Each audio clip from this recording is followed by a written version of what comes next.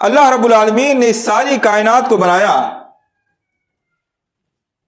اور اس کائنات میں ہم سب کو کائنات کے مخدوم کی حیثیت سے پیدا کیا اور پوری کائنات کو ہمارے لیے خادم بنایا.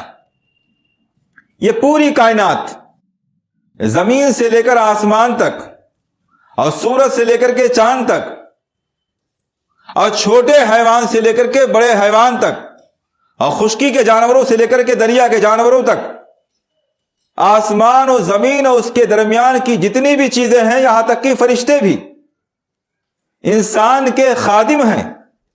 کسی نہ کسی اعتبار سے انسان کی خدمت پر مامور ہیں، انسان کے کام میں لگا دیے گئے ہیں. اور یہ انسان وَلَقَدْ كَرَّمْنَا بَنِي آدَمَ، اللہ رب العالمین نے انسان کو مکرم بنایا ہے، عزت والا، شرف والا، احترام والا بنایا ہے اور ساری کائنات کا مخدوم بنایا ہے. یعنی ساری کائنات اس کی خدمت میں لگی ہوئی ہے. حالانکہ انسان کی پیدائش سے پہلے دنیا کی بہت سی مخلوقات دنیا کے اندر رہتی تھی. اللہ رب العالمین اس وقت بھی خالق تھا جیسے آج خالق ہے. ظاہر سی بات ہے اللہ رب العالمین نے اتنی بڑی مخلوق کو اور اتنی بڑی مخلوق کی خدمت پر اس پوری کائنات کو بے مقصد نہیں بنایا ہوگا. ان ساری چیزوں کے پیچھے کوئی نہ کوئی مقصد ضرور ہے. آج کے خطبے میں انشاءاللہ انسان کے مقصد زندگی کو بیان کیا جائے گا. انسان کس لیے پیدا کیا گیا ہے. اللہ رب العالمین نے قرآن کریم میں جگہ جگہ اس بات کو بیان فرمایا ہے کہ اس نے ان ساری چیزوں کو بیکار کھیل کود کے طور پر نہیں بنایا ہے.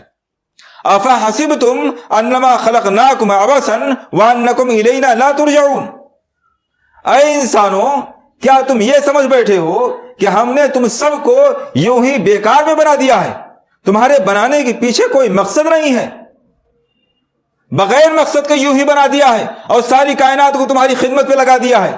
ایسا نہیں ہے.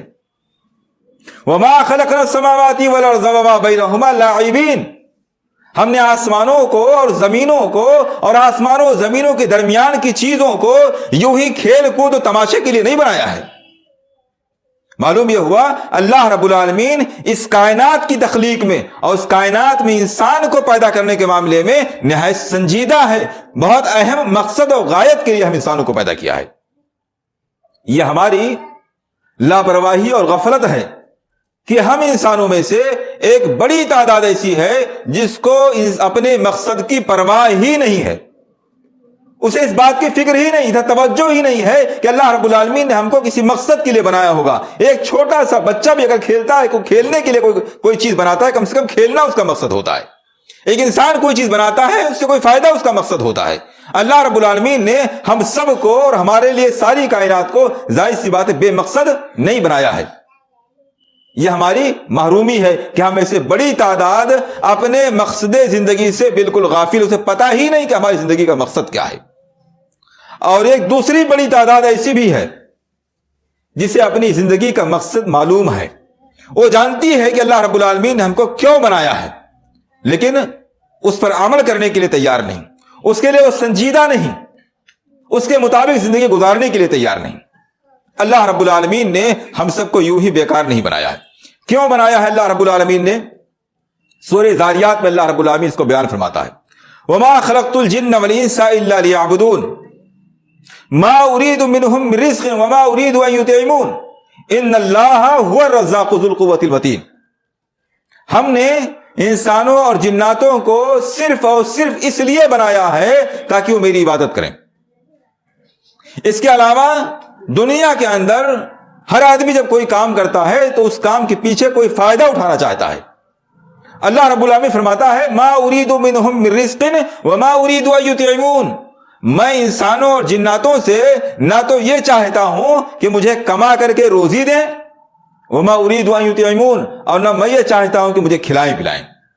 میں ان سے کوئی اپنا ذاتی فائدہ نہیں لینا چاہتا ہوں. کیوں پیدا کیا ہے؟ اس لیے للہ لیعبدون، تاکہ وہ میری عبادت کریں. ان اللہ هو الرزاق ذو القوة المتین، اللہ رب العالمین تو خود رزاق ہے، وہ خود سب کو روزی دینے والا ہے اور بہت مضبوط قوت والا ہے.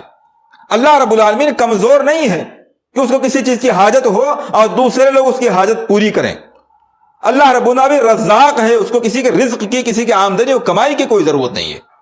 اسی لیے حدیث کے اندر آتا ہے، اللہ کے رسول صلی اللہ علیہ وسلم نے ارشاد فرمایا کہ اللہ رب العالمین فرماتا ہے کہ اگر دنیا کے سارے لوگ نہایت نیک آدمی کی طرح سے ہو جائیں تو اللہ رب العالمین کی بادشاہت میں کوئی فرق پڑنے والا نہیں، کوئی اضافہ ہونے والا نہیں، اور سارے لوگ نہایت بدترین آدمی کی طرح سے ہو جائیں تو اللہ رب العالمین کی بادشاہت میں ذرہ برابر کمی آنے والی نہیں ہے۔ تو اللہ رب العالمین نے ہم سب انسانوں کو اس لیے پیدا کیا ہے الا لیعبدون، تاکہ ہم لوگ اللہ رب العالمین کی عبادت کریں۔